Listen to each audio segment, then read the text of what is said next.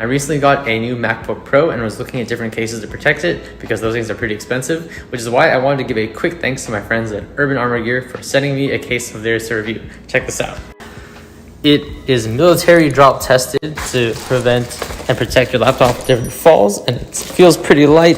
And it says on the back that it has cooling vents to protect it from overheating and a dual lock closure feature at the top.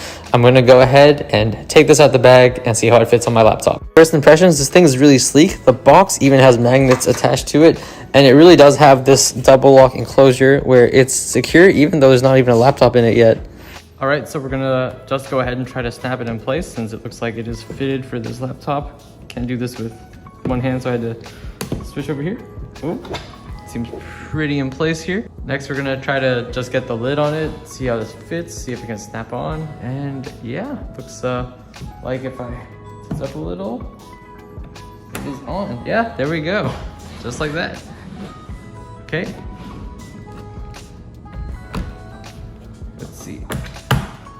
Oh, just like that. Boom.